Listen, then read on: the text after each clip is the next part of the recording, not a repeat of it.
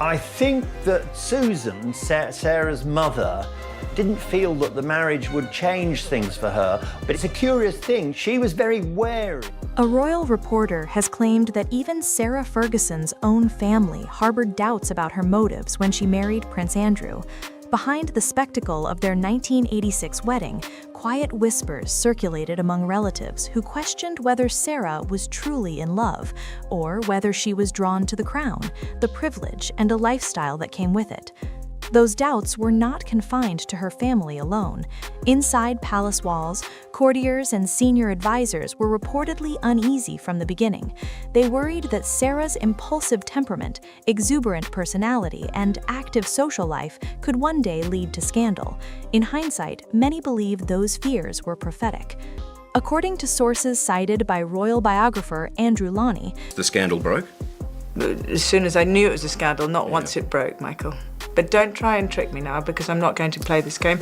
Delete that bit. John, can you just delete it, please, that bit? Because I don't want to go down this... Duchess, I'm asking very fair questions of you. No, it's too tabloidy. John is Sarah's Australian agent, off-screen. Members of the Ferguson family privately questioned whether Sarah was attracted to Andrew the man or Andrew the institution.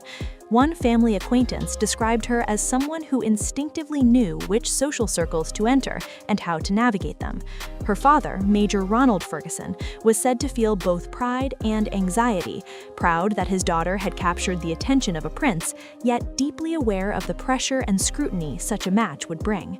From the palace's perspective, the match was convenient but risky. Sarah was British, socially connected, and already familiar to the royal household. Why, one of the reasons the Queen loved you so much and you were so special to her. What did she mean to you? Oh, she just... I think I was just myself with her. Her warmth and humor quickly endeared her to Queen Elizabeth II and Prince Philip. She appeared refreshingly informal, someone who could make the Queen laugh and feel at ease. Yet advisors were uneasy. Sarah had a past filled with lively parties, close male friendships, and an independence that clashed with royal expectations. One former courtier reportedly summed it up bluntly: she was enormous fun, but not necessarily the safest choice for a royal bride. Is the Duchess of York Epstein scandal about to hit her in the pocket? Well, maybe. Let me explain why. The charities linked to Sarah Ferguson on Monday certainly moved quickly to distance themselves from her. Born in 1959, Sarah Margaret Ferguson came from the respectable but not wealthy tier of Britain's upper class. Her father's work as a polo manager for Prince Philip and later Prince Charles kept the family within royal orbit. Her mother relocated to Argentina after remarrying, leaving Sarah to grow up largely between boarding school and her father's home. Sarah Ferguson and that contribution to her debts by the deceased paedophile Jeffrey Epstein. As reported in the Mail, what we discover is firstly, by her early 20s, Sarah was a well-known figure on the London social scene, described as charismatic, fearless, and occasionally reckless. Although she held modest jobs in publishing and the art world, friends said her ambitions extended far beyond ordinary life. She wanted excitement, recognition, and more. When she reconnected with Andrew in 1985, the timing was ideal. He was 25, recently returned from naval service, and under pressure to marry. Though they had known each other as children, their reunion at Royal Ascot reportedly sparked an instant connection. Within a year, they were engaged, a pace that fueled speculation. Some whispered that Sarah understood exactly how to charm her way into royal favor. On June 23, 1986, millions watched as Sarah Ferguson walked down the aisle of Westminster Abbey. The spectacle was immense: a long ivory train, a dazzling tiara, and a bride hailed as a breath of fresh air. At a time when the marriage of Charles and Diana was already strained, Sarah was cast as the relatable, joyful Duchess. But cracks appeared quickly. Her exuberance, once celebrated, began to irritate palace staff. She was seen as too informal, too outspoken, too unguarded with the press. More significantly, the marriage itself was under strain. Andrew's naval career kept him away for long stretches.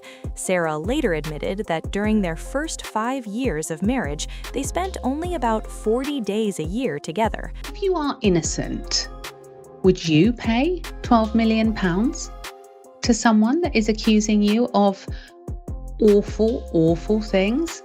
I wouldn't. Loneliness followed, and tabloids filled the gap. Stories of extravagant spending, lavish holidays, and rumored affairs circulated relentlessly. Palace staff, who had initially doubted her suitability, felt vindicated. Her appetite for attention, some said, made her incompatible with royal restraint. By the late 1980s, concern had hardened into alarm. Her image was becoming a liability at a time when the monarchy faced growing public scrutiny. While the Queen reportedly remained personally fond of her, defending her publicly became increasingly difficult. Privately, some courtiers labeled her unmanageable. Then came 1992, the year that shattered the royal family's carefully maintained calm. Photographs emerged of Sarah holidaying in France with her American financial advisor, John Bryan. The images became one of the most infamous royal scandals of the era. Within days, Sarah was effectively frozen out of royal life. Everything you've written in your book, though. Yes, I know, but and it's you're the way releasing your book, and you've agreed to do the interview. The book has already been released, and the thing is, I'm not going to go down to this point. I'm going to answer your questions, but that's done. It's finished. I've answered it. Thank you very much. For many insiders, it confirmed everything they had feared since 1986.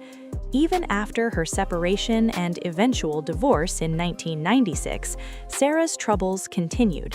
Financial difficulties, questionable business ventures, and public embarrassments followed her for years. In 2010, she was caught in a sting operation offering access to Prince Andrew in exchange for money, footage that shocked the country. That same year, she later admitted to accepting financial help from Jeffrey Epstein to clear debts, a decision she would later describe as a catastrophic error. To critics, the pattern was unmistakable: money problems, impulsive decisions, and damaging headlines. To supporters, she was a flawed but human figure, struggling to survive outside the rigid structure of royal life. Sarah has consistently denied that her marriage was driven by ambition. She has repeatedly insisted it was based on love, saying she married the man, not the title. And despite their divorce, she and Andrew remained unusually close, continuing to live together at Royal Lodge, raising their daughters, and appearing together at family events. That enduring closeness has complicated the narrative. It suggests that whatever the flaws, their bond was real, if unconventional. 4 decades on, the doubts that surfaced at the beginning still linger. Was Sarah Ferguson chasing a crown, or was she simply a woman unsuited to the constraints of royal life? Perhaps the answer lies somewhere in between. Love and ambition are rarely separate within royal marriages, where personal choice and institutional expectation collide. Sarah may never have been the perfect Duchess, but she remains one of the most compelling, unpredictable, and deeply human figures the monarchy has produced.